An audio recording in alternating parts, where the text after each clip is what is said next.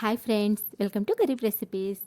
Friends, ఈరోజు మన గరీబ్ రెసిపీస్లో చాలా టేస్టీగా వెజ్ బిర్యానీ ఎలా తయారు చేసుకోవాలో చూపించబోతున్నాను. అది కూడా ప్రెషర్ కుక్కర్లో చాలా ఈజీగా తయారు చేసుకోవచ్చండి. టేస్ట్ అయితే చాలా చాలా బాగుంటుంది. మనం ఎప్పుడు కావాలన్నా సరే అప్పటికప్పుడు చాలా ఈజీగా ఈ వెజ్ బిర్యానీ చిటికెలో ప్రిపేర్ చేసుకోవచ్చు. అది ఎలాగో ఆ సింపుల్ ప్రాసెస్ని ఇప్పుడు లేట్ చేయకుండా చూసేద్దాము.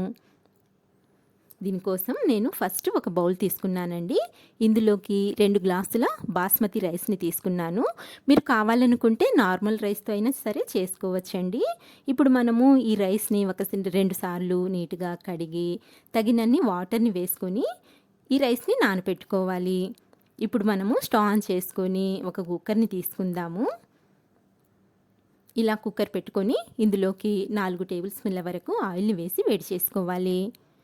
ఆయిల్ బాగా వేడైన తర్వాత ఇందులోకి నేను ఇక్కడ 2 పెద్ద సైజు ఉల్లిపాయల్ని ఇలా నిలువుగా కట్ చేసి పెట్టుకున్నానండి. ఇప్పుడు ఈ ఉల్లిపాయ ముక్కల్లో నుంచి సగం ఉల్లిపాయ ముక్కల్ని నేను ఈ ఆయిల్లో వేస్తున్నాను. మిగతా సగం ముక్కల్ని అయితే పక్కన పెడుతున్నానండి. ఈ ఉల్లిపాయ ముక్కల్ని హై ఫ్లేమ్ మీద మనము మంచి గోల్డెన్ బ్రౌన్ కలర్ వచ్చేంత వరకు ఫ్రై చేసుకోవాలి. చూస్తున్నారు కదండి, ఈ విధంగా మంచి గోల్డెన్ బ్రౌన్ కలర్లోకి ఫ్రై చేసుకున్న ఈ ఉల్లిపాయ ముక్కల్ని ఒక ప్లేట్లోకి తీసి పక్కన పెట్టేసుకుందాము.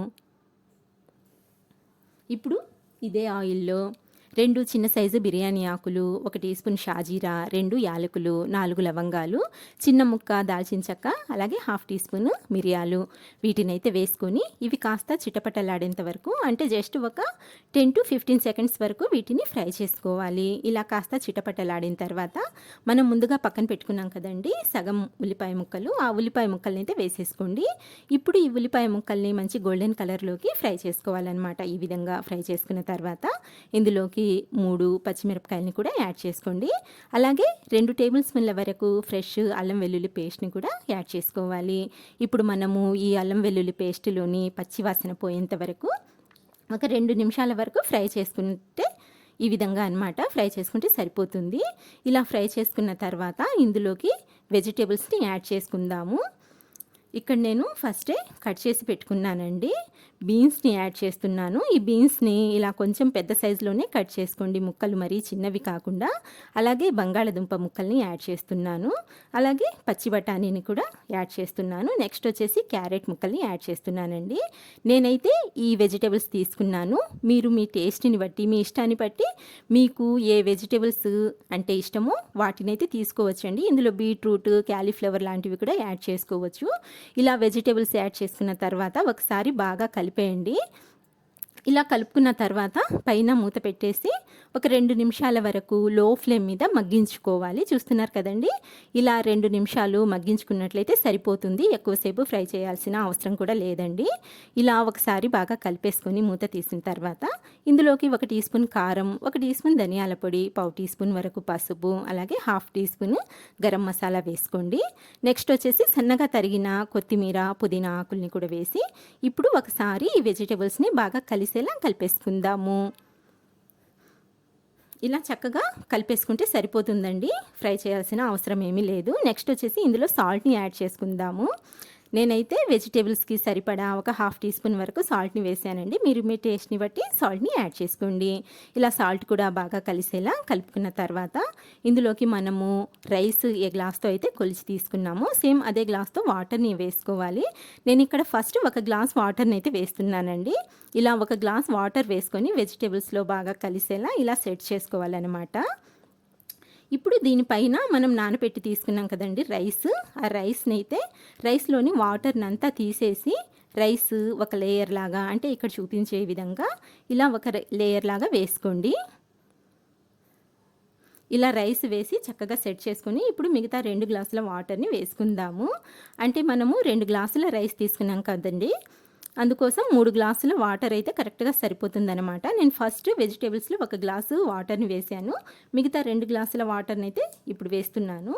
తర్వాత వచ్చేసి కొద్దిగా సాల్ట్ని కూడా వేసుకోండి. అలాగే చిటికెడంత గరం మసాలా స్ప్రింకిల్ చేసుకోండి. సన్నగా తరిగిన కొత్తిమీర, పుదీనా ఆకుల్ని కూడా స్ప్రింకిల్ చేసుకోండి. నెక్స్ట్ వచ్చేసి మనం ముందుగా ఫ్రై చేసుకున్నాం కదండి బ్రౌన్ ఆనియన్స్, ఆ బ్రౌన్ ఆనియన్స్ని కూడా ఇలా ఒక లేయర్ లాగా వేసేసుకోండి. నేను ఇక్కడ మొత్తము ఈ బ్రౌన్ ఆనియన్స్ని అయితే వేసేస్తున్నాను. చూసారు కదండి, ఈ విధంగా చక్కగా అంతా ఒక లేయర్ లాగా వేసేసుకున్న తర్వాత బాగా సెట్ చేసుకొని ఇప్పుడు కుక్కర్ మూత పెట్టేసి గ్యాస్ని మీడియం ఫ్లేమ్లోకి అడ్జస్ట్ చేసుకొని 2 విజిల్స్ వచ్చేంత వరకు ఉడికించుకుంటే సరిపోతుంది.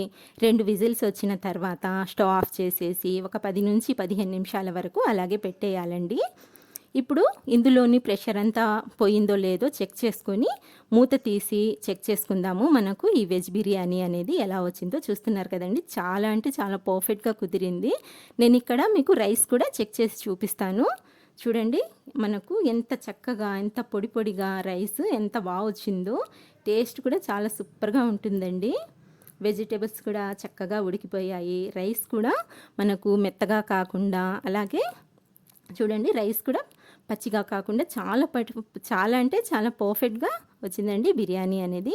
ఇప్పుడు మనం ఈ బిర్యానీని సర్వింగ్ ప్లేట్లోకి ట్రాన్స్ఫర్ చేసుకుందాము. అంతేనండి, చూసారు కదా ఎంత సింపుల్గా ఎంత ఈజీగా మనము ఈ టేస్టీ వెజ్ బిర్యానీని ప్రిపేర్ చేసుకోవచ్చు. మీరు కూడా తప్పకుండా ట్రై చేయండి. సో ఫ్రెండ్స్, చూసారు కదా ఇవాల్టి రెసిపీ. నచ్చినట్లయితే ప్లీజ్ లైక్ షేర్ చేయండి.